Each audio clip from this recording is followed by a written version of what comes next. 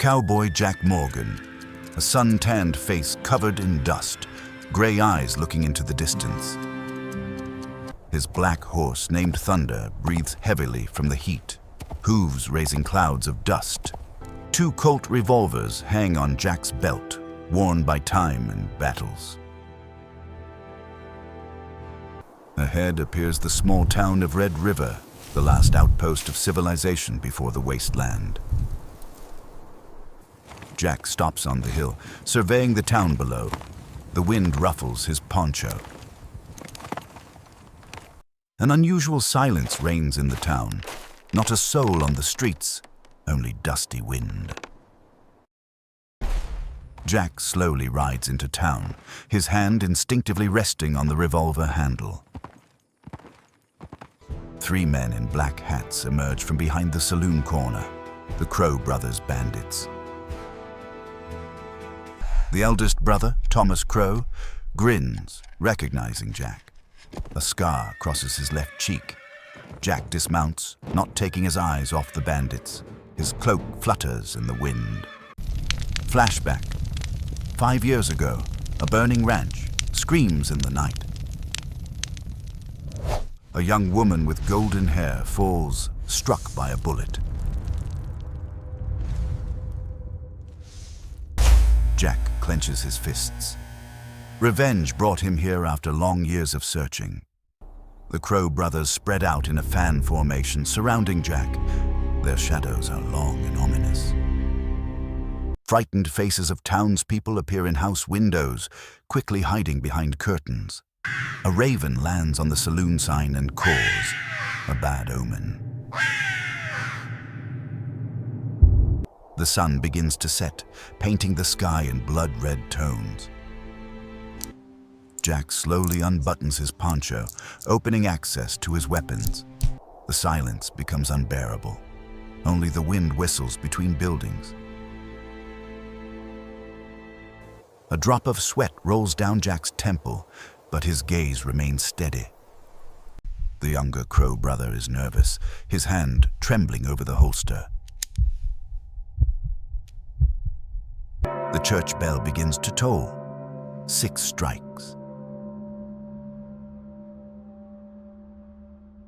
On the first bell strike, hands fly to weapons. Jack draws both revolvers with lightning speed. The thunder of gunshots tears through the silence. Gunpowder smoke envelops the street. The younger Crow falls first, clutching his chest. Jack rolls behind a water barrel, bullets exploding fountains of dust around. The middle brother tries to flank, hiding behind porch pillars. Jack leans out and shoots, his shot accurate as always. The second bandit falls from the porch, knocking over a rocking chair. Thomas Crow remains alone. Rage distorts his face. He steps into the middle of the street, challenging Jack to an honest duel. Jack rises, reloading his revolvers on the move. 2 men stand facing each other on the empty street. The sun sets exactly between them, creating a dramatic silhouette.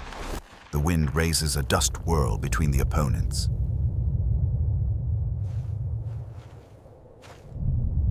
Jack remembers his beloved's face. She smiles at him from the past.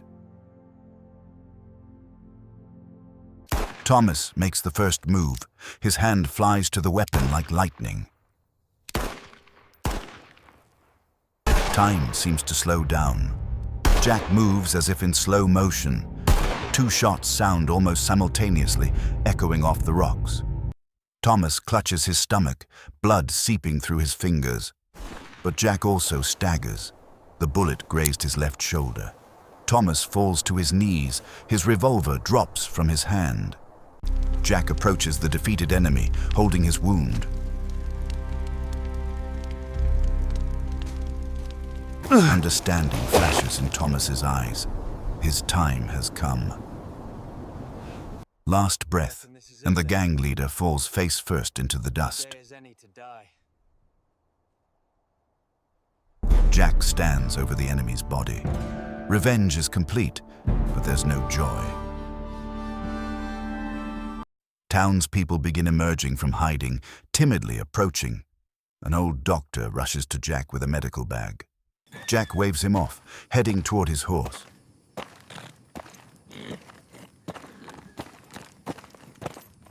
He pulls out an old photograph from the saddlebag, a woman with golden hair. After kissing the photograph, Jack hides it near his heart. A little girl runs up and gives him a wildflower.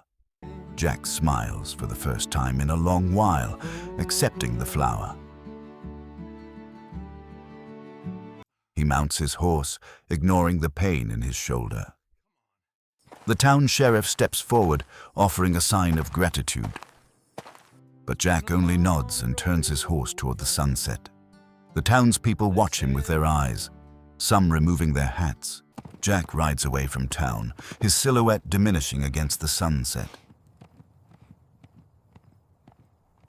The desert greets him with familiar silence and expanse.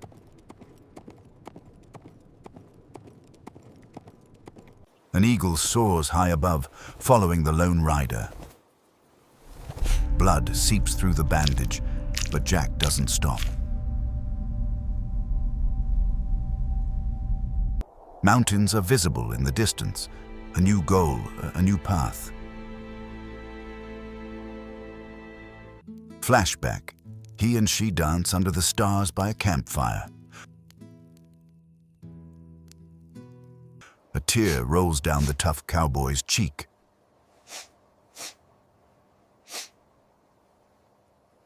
Thunder, the horse, senses his master's pain and slows his pace.